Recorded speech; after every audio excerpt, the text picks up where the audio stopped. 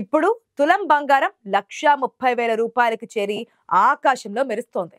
లక్షకు దిగి రానంటూ ఊరిస్తోంది. పెరగడం అయితే పెరిగింది కానీ ఏ రెండో మూడో వేలు తగ్గుతుందే కానీ అసలు ఏడాది క్రితం ఉన్న రేటు మళ్ళీ వస్తుందన్న నమ్మకం అయితే కనిపించడం లేదు. బంగారం వెండి నిజంగానే విలువైన వస్తువులే, కానీ అంతకన్నా విలువైన వస్తువు మరొకటి ఉంది. అదే వజ్రం. వజ్రం ఎప్పుడూ విలువైనదే, ఎందుకంటే వజ్రం ఎప్పుడూ నిలిచే ఉంటుంది.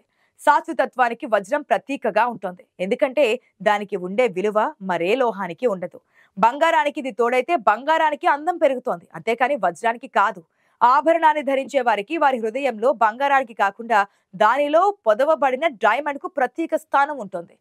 చిన్నగా కాంతి సోకితే చాలు అంతులేని మెరుపుతో ధగధగలతో మెరుపులీనే ప్రతి వజ్రానికి తనకంటూ ఒక చరిత్ర ఉంటుంది. ఎక్కడో భూమి అంతర్భాగంలో బిలియన్ల కొద్ది సంవత్సరాల క్రితం అది తయారైన చరిత్రతో ఉంటుంది. అందుకే దానిని ధరించిన వారికి తమకు తామే ఒక గొప్పదనాన్ని ఫీల్ అవుతూ ఉంటారు. డైమండ్ ను చీకట్లో బంధించాలని ఎవరూ అనుకోరు. దాని మెరుపులను శాశ్వతంగా ఆస్వాదించాలని అనుకుంటారు. దానిని ధరించిన వారి వంక జనం ఆరాధనగా చూస్తారని కూడా చెబుతూ ఉంటారు డైమండ్ లవర్స్. ఇంతటి ఘనత కలిగిన డైమండ్స్ ఎప్పుడు ఎలా ఈ భూమిపై వచ్చి పడ్డాయన్న విషయంపై పరిశోధకులు ఆసక్తికరమైన విషయాలు చెబుతున్నారు. మన భూమిపై ఎప్పుడో బిలియన్ల సంవత్సరాల క్రితం డైనోసార్లు రాజ్యమేలన కాలంలో అత్యంత అసాధారణ పరిస్థితుల్లో రేర్ కండిషన్, హై టెంపరేచర్, ఒత్తిడి పెరిగిన సందర్భంగా భూమిలో సుమారు 160 కిలోమీటర్ల లోతులో అగ్నిపర్వతాలు బద్దలయ్యాయి. అప్పుడు బయటకు కరిగిపోయినటువంటి ఖనిజాలు లావా ఎగజిమ్మినప్పుడు డైమండ్స్ తయారయ్యాయని పరిశోధకులు చెబుతున్నారు. వినడానికి ఆశ్చర్యంగానే ఉంది కదూ. అది కూడా ప్రత్యేకమైన ఖనిజమేదో భూ అంతర్భాగంలో ఉద్భవించిన ఆ వేడికి కరిగిపోయి క్షణంలో ఆవిరై బయటకు విసిరివేయబడినవే ఈ వజ్రాలు. అలా వజ్రాలు భూమి పొరల్లోకి చేరిపోయి ఎక్కడో తవ్వకాలు జరిగినప్పుడు యాదృచ్ఛికంగా బయటపడుతూ ఉంటాయి. అంటే ఒక వజ్రం తయారు కావాలంటే ఎన్నో పరిస్థితులు కారణమవుతూ ఉంటాయి. డైమండ్ అనే పేరు గ్రీకు భాషలోని ఆడమస్ అనే పదం నుంచి వచ్చిందని చరిత్ర చెబుతోంది. ఆడమస్ అంటే అన్బ్రేకబుల్ అని అర్థం, అంటే పగలగొట్టడానికి వీలు లేదని అర్థం, శాశ్వతంగా ఉండిపోయే వస్తువు అని అర్థం. అందుకే దానిని ప్రేమకు ప్రతిరూపంగా అనాదిగా రాజులు రాణులకు సమర్పించుకుంటున్నారు. అలా వజ్రాలు బహుమతులు ఇవ్వడం ద్వారా తమది చాలా గట్టి ప్రేమ అని ప్రకటించుకోవడం వారి ఉద్దేశం అనుకోవచ్చు. 18వ శతాబ్దం వరకు ప్రపంచంలో వజ్రాలు కేవలం భారతదేశంలో మాత్రమే లభిస్తాయని అనుకునేవారు. ఎందుకంటే ఒకప్పుడు మన దేశంలో వజ్రాలను రాసులుగా పోసి అమ్మేవారన్న కథలు ప్రచారంలో ఉండేవి.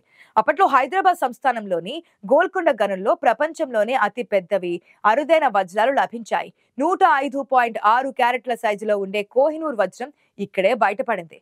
అయితే చైనా వ్యాపారులు ఎడారుల గుండా ఏర్పాటు చేసుకున్న సిల్క్ రూట్ మొదలయ్యాక మన దేశం నుంచి వజ్రాలు దేశం దాటి విదేశాల బాట పట్టాయి. అవి ఎక్కువ యూరప్ దేశాలలోని రాజ కుటుంబాలకు, పశ్చిమ దేశాలలోని ధనవంతుల ఖజానాల్లోకి తరలిపోయాయి. వారు మన దేశం నుంచి వచ్చే ఈ విలువైన రాళ్లను కలిగి ఉండడమే ఒక ప్రెస్టేజ్ గా భావించేవారు.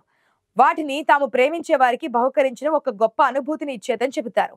అయితే కాలక్రమేణా ప్రపంచంలోని ఇతర ప్రాంతాలలోనూ వజ్రాలు బయటపడ్డాయి. వాటి కోసం ఆయా దేశాలలో మైనింగ్ కూడా మొదలైంది. బ్రెజిల్, సౌత్ ఆఫ్రికా దేశాలలోనూ విలువైన వజ్రాలను మైనింగ్ ద్వారా ఉత్పత్తి ప్రారంభమైంది. ఈ రోజు ప్రపంచంలో మంచి క్వాలిటీ కలిగిన వజ్రాలకు రష్యా, కెనడా, బోట్స్వానాలో లభిస్తున్నాయి. ప్రపంచవ్యాప్తంగా 53 డైమండ్స్ ఉత్పత్తి జరుగుతున్న ప్రదేశాలున్నాయి. ఇంత జరిగినా ఇప్పటికీ ప్రపంచంలో డైమండ్స్ విషయంలో భారతదేశం ప్రాముఖ్యత తగ్గలేదు. ప్రపంచవ్యాప్తంగా దొరుకుతున్న వజ్రాలలో 85% వజ్రాలను కట్ చేయడం, పాలిష్ చేయడం లాంటి పనులు సూరత్, గుజరాత్ ప్రాంతాలలోనే జరుగుతోంది. మన దేశంలో డైమండ్ మైనింగ్ పరిశ్రమ చాలా కట్టుదిట్టమైన నియమ నిబంధనలతో కొనసాగుతోంది. ఉత్పత్తి జరిగి పాలిష్ అయిన ప్రతి వజ్రానికి దాని క్వాలిటీకి సంబంధించిన ధ్రువపత్రం ఇస్తున్నారు. డైమండ్ మైనింగ్ వల్ల పర్యావరణంపై పెద్దగా ప్రభావం ఉండదని నిపుణులు చెబుతున్నారు. ఏది ఏమైనా ఒక వజ్రం ఎక్కడో భూ అంతర్భాగపు లోతుల్లో బిలియన్ల కొద్ది సంవత్సరాల క్రితం అరుదైన సమయంలో ఆవిర్భవించి ఓ వజ్రంగా రూపుదిద్దుకొని బయటపడడం, అనంతరం అది జనం చేతికి చేరడం, ఆపై అనేక చేతులు మారి అనంతంగా ప్రయాణించి చివరకు వారి వారి శరీరాలపై అలంకరించబడడం అన్నది ఎప్పటికీ ఒక మిరాకిల్ అనే చెప్పాలి. ఇవన్నీ సహజసిద్ధమైన వజ్రాలుగానే ఉండేవి, కానీ కాలక్రమేణా ల్యాబుల్లోనూ వజ్రాలు తయారు చేస్తున్నారు.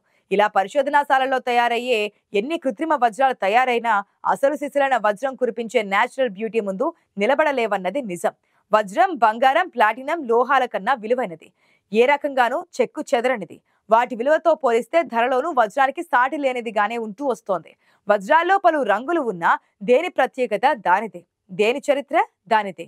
ముఖ్యంగా రంగులేని స్వచ్ఛమైన వజ్రాలకే అనాదిగా విలువ ఎక్కువ. వజ్రం అంటేనే ఒక వైబ్రేషన్, ఓ ఎమోషన్, ఓ రేంజ్. ఇలా చెప్పుకుంటూ పోతే వజ్రం అంటే వజ్రమే, దానికి సాటి లేదని చెప్పి తీరాల్సిందే. వజ్రం ఎంత గట్టిదంటే వజ్రాన్ని కొయ్యాలంటే దానికి మరొక వజ్రమే కావాలి. అత్యంత కఠినమైన ఉక్కును కూడా వజ్రపు బిట్లతో కోసేస్తూ ఉంటారు. భూమిలో బోరు వేసే డ్రిల్ బీట్స్ కూడా వజ్రాలతో తయారు చేస్తారు. ఇలా ఎన్నో ప్రత్యేకతలు కలిగిన వజ్రాల గురించి ఎంత చెప్పుకున్నా తక్కువే. పొలంలో దున్నుకుంటున్న రైతుకు దొరికినా, అతని పొలంలో పనిచేస్తున్న రైతు కూలీకి దొరికినా ఆ వ్యక్తి రాత్రికి రాత్రే కోటీశ్వరుడు అయిపోతాడు. ఇలాంటి సందర్భాలు బోలెడు వింటుంటాం. గట్టిగా దృఢంగా ఉన్న ప్రతి దానిని, ప్రతి వ్యక్తిని వజ్రంతో పోలుస్తూ ఉంటాం. అంటే వజ్రం అంత దృఢంగా మరొకటి ఉండదు కాబట్టే అలా చేస్తూ ఉంటాం. భూమిలో లభ్యమైన వజ్రాన్ని సానబెట్టడం అనేది చాలా చాలా ఖరీదైన ప్రక్రియ. దానికి మంచి షేపు, మెరుపు రావాలంటే చాలా కష్టపడాల్సి ఉంటుంది. ఇది చాలా శ్రమతో, ఖర్చుతో కూడుకున్న వ్యవహారంగా ఉంటుంది. వజ్రాలు భూమి బరువు కూడా భరించగలవని నిపుణులు చెబుతున్నారు. ఒక రాయి అరుదైన వజ్రంలా తయారు కావడానికి కొన్ని కోట్ల సంవత్సరాలు పడుతుందని మనం ముందు చెప్పుకున్నాం. భూమిలో ఒక వజ్రం పూర్తిగా రూపుదిద్దుకున్న తర్వాత భూమి లోపల నుంచి బయటకు రావడానికి వందల ఏళ్లు పడుతుందిట. భూగర్భంలో తయారైన వజ్రం భూమిపైకి వచ్చే ప్రక్రియలో భూమి పొరల్లో అపారమైన ఘర్షణ చోటు చేసుకుంటుందట. ఆ వజ్రాన్ని భూ అంతర్భాగం నుంచి ఉపరితలానికి నెట్టేందుకు అక్కడ అపారమైన శక్తి కావాలి. అలాంటిది ఎప్పుడు సాధ్యమవుతుందంటే భూమి లోపల పలకల మధ్య కదలికల వల్ల జరిగిన రాపిడి కారణంగా వచ్చే మహాశక్తి భూమిపైకి లావాని, మాగ్మాను వెదజల్లుతోంది. అలా బయటకు వచ్చే బూడిదతో పాటు ఈ వజ్రాలు కూడా బయటకు తోయబడతాయి. ఇవి బయటకు రావడానికి సరైన శక్తితో పాటు వాతావరణం కూడా అనుకూలించాలి. ఇదే అంశంపై శాస్త్రవేత్తల బృందం కొన్ని సంవత్సరాల నుంచి పరిశోధనలు కూడా జరుపుతున్నారు. దీంట్లో భాగంగా కొన్ని వందల ఏళ్ల క్రితం భూమిపై ఖండాలు వేరువేరుగా చీలిపోయాయి. ఇదే క్రమంలో అగ్నిపర్వతాల్లో భారీ పేలుళ్లు సంభవించి వజ్రాలను పట్టుకొని ఉన్న కింబర్లైట్స్ రాళ్లు భూమిపై పడ్డాయి. ఈ కాలక్రమేణా వజ్రాలు భూమిపై కనిపించడం మొదలయ్యాయని పరిశోధనలు కూడా చెబుతున్నారు. ఇక అందుకే వజ్రాలకు అంత ఖరీదని చెప్తున్నారు.